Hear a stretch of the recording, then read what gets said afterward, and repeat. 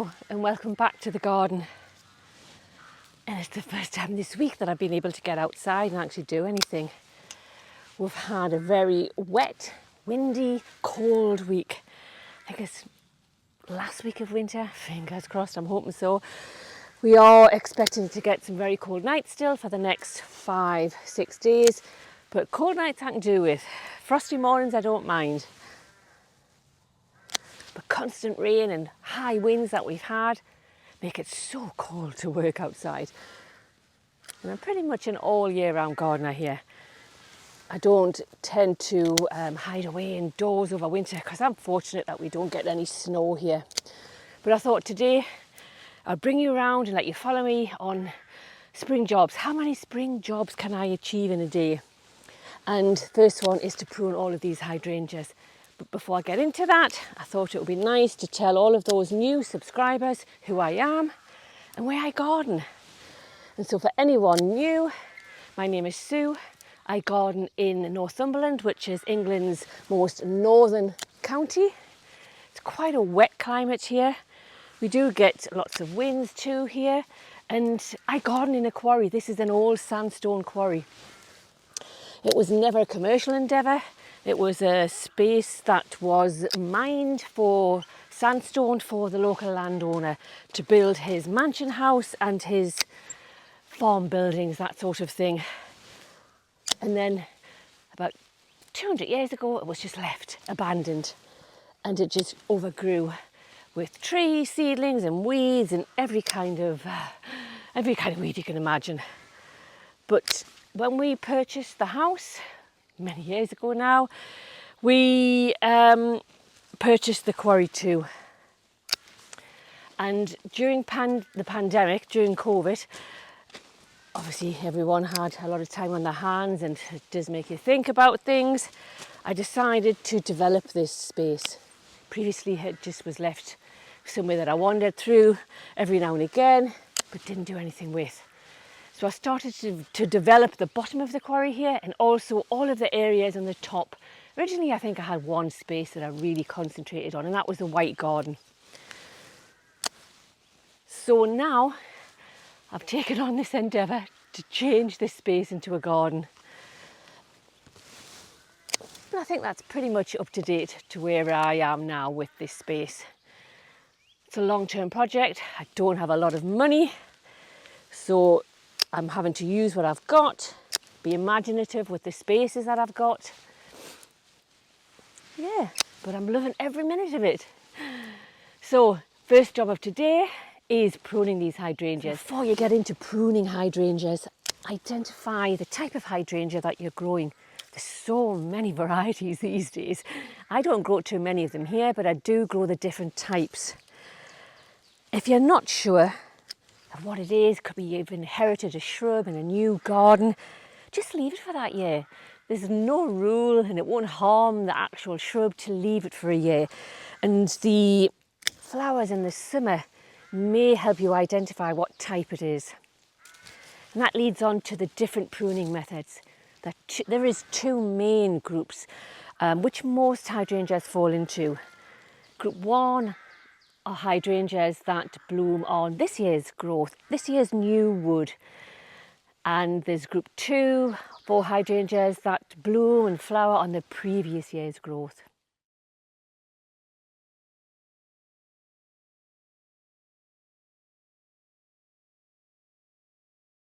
Now these are limelight hydrangeas and they bloom on this year's growth. In the summer you'll have very pretty conical shaped flowers. They're incredibly beautiful. If I do have a video, and I think I did take one last year, I'll put it on the screen now so you can see what they're like in full bloom.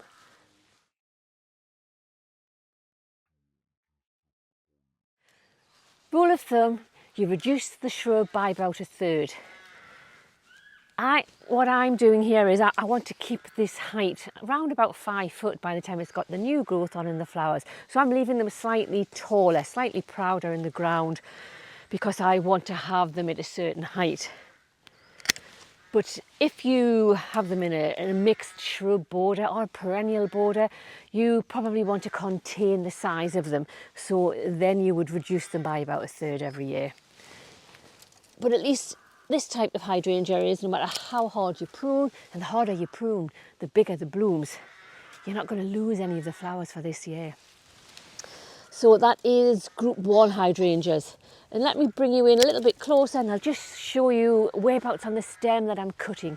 So I've brought you in really close so you can see where I cut this back last year and it produced 2 strong stems either side.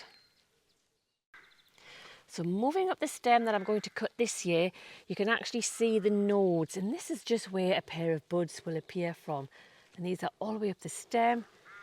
They haven't broke dormancy yet until you get right to the very top, and I've got a lovely pair of buds coming through there. I'm going to reduce this stem by 1/3 and cut just above a node where the 2 buds will come through. So I finished the pruning. It did take a couple of hours. I did 2 passes to get the level that I was after. Some of them I've had to reduce slightly more than I anticipated because I want this to look as much as a level hedge as possible. But I'll come back down in a couple of weeks once the buds are through, once it breaks dormancy. I'll come back and I will feed all of these shrubs. And at that point I'll see if it needs a good mulch too. Hard to tell with all the leaves around at the moment. But I need something warm now, a warm drink, because I'm really cold. So I'm going to go back up to the house. Now I've just had a well-earned cup of tea because it's pretty cold here today. And I thought while I was up here, I would cut back these hydrangeas in the white garden. Now these are the second type of hydrangeas that I grow, which flower on this year's growth. And these are arborescens hydrangeas, and these particular ones are Annabelles. Rule of thumb for pruning back Annabelles is about 30 to 60 centimetres from the ground, about 1 to 2 feet. And this is a nice strong shrub, and I only added this last year. It was from a cutting that I took a couple of years ago. So I think it'll do really well again this year. This time of year, once all the buds have come through, and they have on these Annabelles, I think it's more sheltered up here. I do add some feed. Don't buy any particular type of feed. I just use what I've got. In this case, it is a rose and shrub feed, and that's all I ever use every year. I give it 1 application now in the spring, now that the buds are through, and that's it. I don't add any more during the summer months at all. So because I've got all of this material left where I've cut back the stems on these hydrangeas, I thought this year I would take some hardwood cuttings. I don't normally grow my hydrangea shrubs from hardwood cuttings. I normally take softwood cuttings in the summer. But I thought this year I'm going to change tact and try the hardwood cuttings. So you cut just beneath a pair of buds or beneath the node, and then about 6 to 8 inches up the stem. This is a nice pencil thick stem. And all I'm going to do is add them to some gritty compost. Now you could use vermiculite, perlite, garden soil compost. What I've done is I've mixed ordinary compost with a little bit garden soil and a lot of grit to help the drainage. And I'm just going to poke this down into the compost as far as it'll go. That's it. And then I'll give this a good water. And you might wonder why I've added them all the way around the outside of the pot.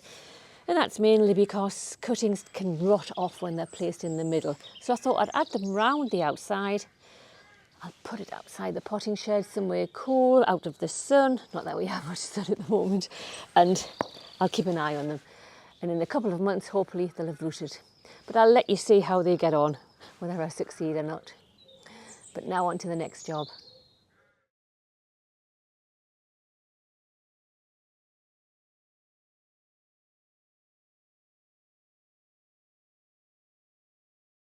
The last type of hydrangeas that I'm going to prune today, because it's turned into a bit of a hydrangea pruning video. But these are the macrophylla. These are mop-head hydrangeas. And these types of hydrangeas, you don't want to prune them hard back this time of year because you lose the flowers, because these flower on the previous year's growth.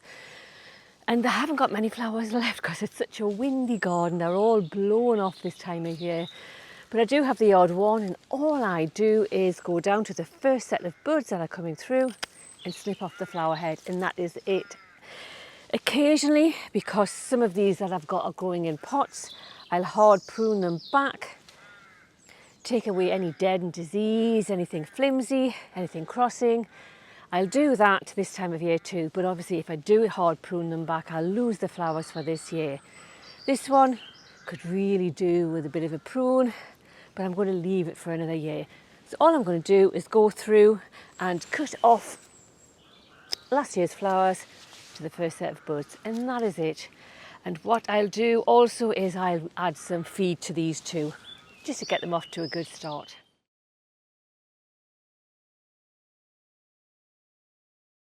I created this small stumpery about 2 years ago now. A couple of reasons why. I couldn't add anything into the ground around this area because underneath a very small amount of depth of soil, about 1 centimetre, that's all, is the shelf of the quarry, the sandstone shelf, which runs all the way around this area. To add anything, you have to take a pickaxe to it and remove the sandstone, which I do in the borders opposite behind the camera, in the shade borders. I do that quite often. But here it was very difficult to do anything with. So I decided that I could add some pots with some plants in. So I did that for a couple of years. But I didn't like it. It didn't do anything for me. That I wanted something more permanent, something that would be here year round. And I had some offcuts from a tree trunk a tree that came down in Storm Arwen, and they were very heavy. We were either going to have to chainsaw them and use the wood on the fire, which was the plan originally, or then I had this idea about creating a stumpery up here on the top of the quarry. So we left them in situ. I added an awful lot of garden soil around this area so I could plant into. It was soil that I had created over the years from different areas when I dug out the lawn in the white garden, for example, to make borders. And so I added an awful lot of soil. Added the ferns 2 years ago and the bulbs for these, I think they're Tet and Jetfire bulbs. But now I want to add more plants to it so it has more of a presence. And I have some hellebore young plants. Now I dug these up as seedlings last year. I potted them on. They've been in the pots for a year and I've now got lovely healthy plants. So I'm going to add those. Now the soil is now quite deep because I just keep adding to it and adding to it. Every time I have spare compost that's come from a pot that's had some bedding in it, or spare garden soil that I've got quite a bit of a depth to it now. So in essence, I've built it up. It's a bit like a raised bed, for want of a word. So I'm putting in these orientalis young plants. And I thought if I add one or two, it would just give a new dimension to this tiny little area, this new border. I'm trying to get one of these young plants into the ground here. But the sandstone is quite near the surface, as I explained, so I'm having to take quite a bit out. But it's not hard, it's quite easy. Sometimes. But I think that's probably enough to build up this area.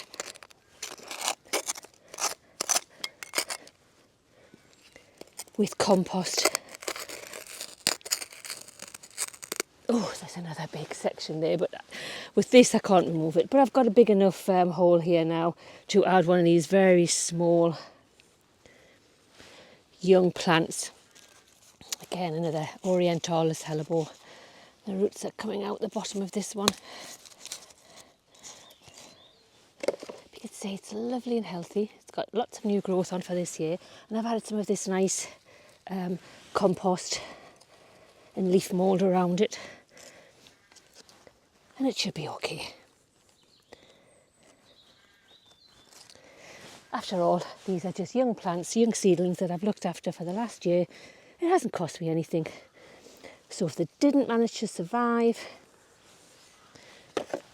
well, I'll just plant another one. I'm very open-minded about this. A lot of this is trial and error in this quarry garden. Finding out over the next few years what will succeed and what won't. Now the last job around this small stumpery area is just to sharpen up the edge.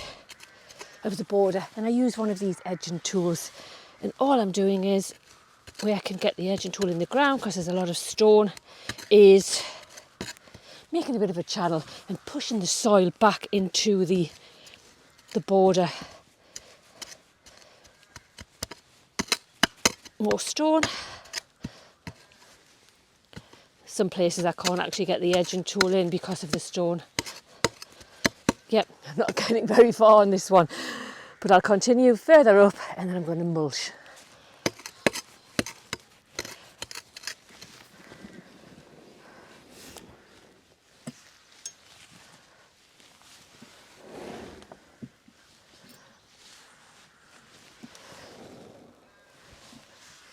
Now the mulch that I'm using is a mixture of farmyard manure and garden compost.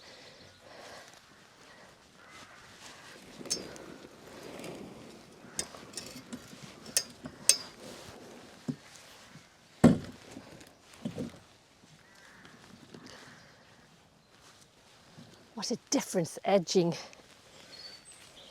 and mulching a border makes.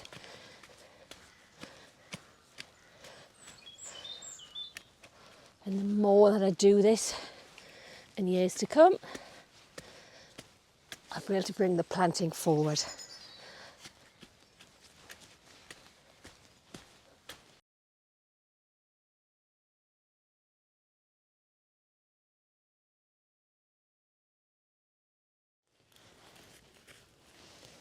So re-edging the border around the mini stumpery made me realise how bad this side was. Now these are the shade borders, although this time of year they're full of spring flowers, spring bulbs. But I've lost the edge completely here, and that's because during the winter this section floods. Water comes down the steep bank side. It's quite steep, probably can't tell from the camera, and it pools the water in this area, so I have big puddles and I've completely lost the edge. Plus I've had a lot of mole activity, so they've been bringing up soil to the surface. So I'm using my trusty hose pipe. I've created the curve that I'm after because it's just this section. I'm not trying to extend the border, I'm just trying to edge it so it's nice and sharp. So I'm going to use my trusty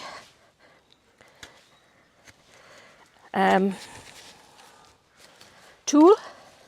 Forgot the name of it, edging tool.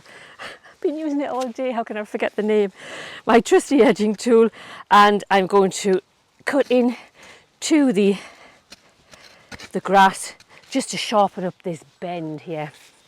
But while I do this, because it's a little bit boring for you, I'll play a quick video that I took earlier today of the flowers inside of these shade borders, just so you can see what's flowering now in second week, coming up to the third week in March.